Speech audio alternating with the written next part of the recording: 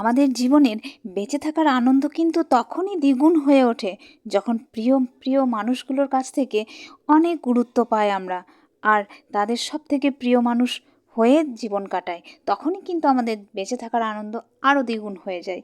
ঠিক তেমনই যখন কোনো সম্পর্কের মধ্যে আমাদের দূরত্ব তৈরি হয়ে যায়, তখন কিন্তু আমাদের মনে কষ্ট হয় বই কি। তার কারণ দূরত্ব সবসময় কিন্তু যে কেউ ফোনে খবর নিতে পারলো না বা কাছে আসতে পারলো না সেটাই দূরত্ব তা নয়, কিন্তু মনের দূরত্বও তৈরি হয় বই কি। আসলে সেটা কি, সেটা হচ্ছে সেই মানুষগুলোর কাছে যখন গুরুত্ব কমে যায়। আসলে দূরত্বটা এমন কিছু নয়, আসল বিষয় হচ্ছে গুরুত্ব। তো গুরুত্ব কমে গেলে কিন্তু সেখানে আর ফিরে যাওয়া যায় না, সে যে সম্পর্কই হোক না কেন। ভালো সম্পর্ক বলতে শুধুই যে স্বামী স্ত্রী বা গার্লফ্রেন্ড বয়ফ্রেন্ড এরকম ধরনের সম্পর্ক হবে তা কিন্তু নয়। সে সম্পর্ক অন্যান্য অনেক সম্পর্ক হতে পারে, তাই না? তো সেগুলো রক্তের সম্পর্কের সাথেও হতে পারে, না হওয়ার কিছু নেই। তো যাই হোক, মালা অফিসিয়ালের নতুন একটা ব্লগে আপনাদের সবাইকে অনেক অনেক স্বাগত। আর আশা করি আমার দূরের এবং কাছের সমস্ত বন্ধুরা ভালোই আছেন আর ভালো থাকুন, সেই কামনা নিয়েই আমি আমার ব্লগটি শুরু করছি। তো আজ যেহেতু ধনতেরাসের দিনের ভিডিও, তো তাই জন্য আজ সকাল সকাল উঠেছি। আর সকাল সকাল যদি ধনতেরাসের জন্য বাজার নিয়ে যাওয়ার কথা বা বিশেষ করে গোল্ড শপে নিয়ে যাওয়ার কথা যদি শুনতে পায় বাড়ির প্রিয় মানুষটির কাছে, তবে তো বলতেই নেই, আনন্দ দ্বিগুণ হয়ে যায়, কি বলুন, তাই তো? আর এই যে মাহি সকাল থেকে প্রথমে অনেকক্ষণ ধরে অপেক্ষা করছিল, দেখতেই পেলেন জল খাচ্ছে আর অপেক্ষা করছে রায় দিদি কখন আসবে ও খেলবে। তো এই যে রায় দিদি এসে গেছে আর ও খেলা করছে, আর আমি তার মাঝে কি করলাম, মা ওদিকে পুজো সারছে আর আমি মাছটা রান্না করে রাখলাম। আর করলাম হচ্ছে গিয়ে, হ্যাঁ, দুটো কলা খেলাম। আর সেই কলার ছাল দুটো আমি ছাদে রোদ্দুরে দিয়ে এলাম। কেন বলুন তো?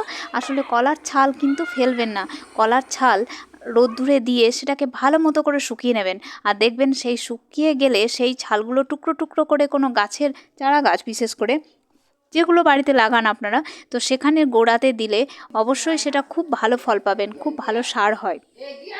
আর এই যে যেহেতু সোনার দোকান যাব, তো তাই সেই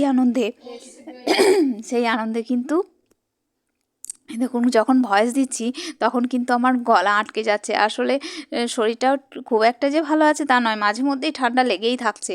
আর এই যে সন্ধ্যাবেলায় আজ লুচি বানিয়েছি, আমার লুচি খুব একটা ভালো হয় না। তো পিসিমাকে যখন জিজ্ঞেস করলাম যে পিসিমা লুচিটা কেমন হয়েছে, পিসিমা বলল বেশ হয়েছে। এই কথাটা আমাদের ঠাকুমা বলতেন, মায়ের কাছ থেকে শুনলাম। আর মা ওদিকে মাহিকে খাইয়ে দিচ্ছে, যেহেতু বিকালবেলা খেলে এসে ও নিজে হাতে খায় না। আসলে সন্ধ্যাবেলাটা ওর ঠাম্মার কাছে খাওয়াই অভ্যাস, তাই সেটাও খাচ্ছে। তাও আমি মাকে বলি মাঝে মধ্যে আপনি মেখে দিয়ে পাশে বসে থাকুন, ও নিজে খাবে। মা বলে না রে, দিনে একটার সময় তো ওটা আমার কাছে খাচ্ছে, খাক। আর এই যে মায়ের জন্য লুচি এনে রেখে দিয়েছি, মা বলছে তুই এর মধ্যে থেকেই একটা খা, আমি এতগুলো খাবো না। তো তাই জন্য আমি দুটো তুলে নিলাম। আর এই যে বাবা বাজারে গেছিলেন, বাজারে গেলে এখন দেখছি মাঝে মধ্যে গরম চপ বা সিঙ্গাড়া প্রায় দিনই আনছেন। আর সিঙ্গাড়াটা কিন্তু বেশ ভালো, কোন দোকানে আনে জানি না, তবে সিঙ্গাড়াটা কিন্তু খুবই ভালো হয় বাবার আনা সিঙ্গাড়াটা। তো সেই সিঙ্গাড়া একটা নিয়ে নিলাম আর আমি খাচ্ছি। মাহি ওদিকে হোমওয়ার্ক করছিল, ওকে একবার দিলাম, ও খেলো, আবার খেতে চাইলো। আর তারপর রেডি হয়ে নিলাম, বর এলো, তখন ওর সাথে বেরিয়ে গেলাম সোনার দোকানে একটু কেনাকাটা করতে। হ্যাঁ, কিনলাম। আর তার সাথে বেশ কিছু জিনিস দেখলাম। তো সোনার দাম তো দিন দিন বেড়েই চলেছে, কিন্তু ভিড় কিন্তু কম নেই। দাম যতই হোক না কেন, যে জিনিসের গুরুত্ব আছে সেই জিনিসের কাছে তো মানুষ যাবেই, তাই না? তো যাই হোক, সোনা দেখলাম, এখানে অল্প কিছু কেনাকাটা করলাম, খুব বেশি যে কিনেছি তা কিন্তু নয়। তো কি কিনেছি সেটা অবশ্যই আপনাদের সাথে শেয়ার করব, সেটা অবশ্যই শেয়ার করব।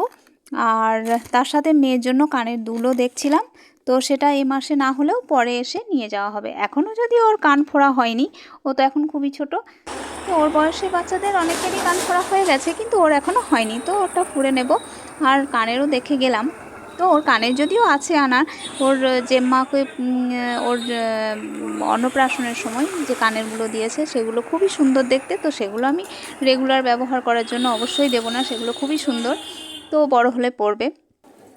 আর এই যে আজকে দ্বীপটা আমাদের এখনও জ্বলছে, আমাদের প্রদীপগুলো কেমন হয়েছে অবশ্যই জানাবেন। হ্যাঁ, আমরা এবছর বেশিরভাগটাই মাটির প্রদীপ ব্যবহার করছি। হ্যাঁ, মোমবাতিও ব্যবহার একেবারে যে করিনি তা নয়, করেছি, টুনি বাল্বও লাগানো হয়েছে। কিন্তু প্রদীপটা আমার বেশি ভালো লাগে। আর এই যে এখন রাত্রিবেলা খাওয়া দাওয়ার পর কী কেনাকাটা করেছি সেগুলো মাকে দেখাচ্ছি। আর মা তো বলতেই নেই, মা যাই কিনি না কেন সবই মায়ের পছন্দ হয়। মা এমনই একটা মানুষ যে সবই ভালো মায়ের কাছে। তো মাকে দেখালাম। আর হ্যাঁ, মাহির জন্য একটা বালা কিনেছি। এই যে ওর হাতে যেগুলো আছে সেগুলো এবার ছোট হয়ে আসছে, মানে ও তো বড় হচ্ছে আর ওর বালাটা ছোট হচ্ছে। তো তাই জন্য আর এক সাইজ বড় এবং দেখতে একটু অন্যরকম, মুখটা একটু অন্যরকম ডিজাইন করা আছে। তো সেরকম একটা মাহির জন্য বালা নিলাম। আর এই যে আমি একটা নিলাম এই যে মতির চোকার।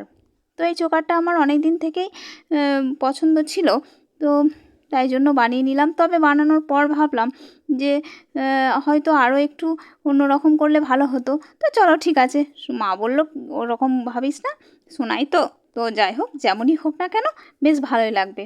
তো মায়ের তো খুবই পছন্দ হয়েছে। আর এদিকে মাহিকে বালাটা পরানোর চেষ্টা করছিলাম, কিন্তু আমি পারছিলাম না। তো আমার হয়তো পরানো হচ্ছিল না ঠিক করে, মাহি পরতেও চাইছে না। কিন্তু কিছুক্ষণ পরেই ওর বাবা আবার চেষ্টা করলো, তখন ওর বাবা আবার পরাতে পারলো। তো যাই হোক, মেয়ের সব কিছুই দেখি ওর বাবার কাছেই ঠিকঠাক হয়। তবে পড়ানো যাবে, ঠিক হবে, নাহলে হাতে লাগবে। হ্যাঁ হয়েছে, আমি পড়াতে পারছিলাম না। এই মুখ তো আজকের আমার চোকারটাও আপনাদেরকে দেখালাম। আশা করি আপনাদের ভালো লাগবে, আর ভালো লাগলে অবশ্যই কমেন্ট করে জানাবেন। যাই হোক, আজকের ভিডিওটা আর বেশি বড় করছি না। তো আপনারা সবাই এভাবেই আমার পাশে থাকুন, সাথে থাকুন। আর যারা নতুন তারা মালা অফিসিয়াল চ্যানেলটি সাবস্ক্রাইব করে নিন। আর অবশ্যই লাইক, শেয়ার, কমেন্ট করবেন। তো কাছে দূরে সমস্ত বন্ধুদেরকেই বলি, ভালো থাকুন, সুস্থ থাকুন। আর দেখা হচ্ছে পরের ভিডিওতে। তো ততক্ষণের জন্য বলি টাটা, সবাই ভালো থাকুন।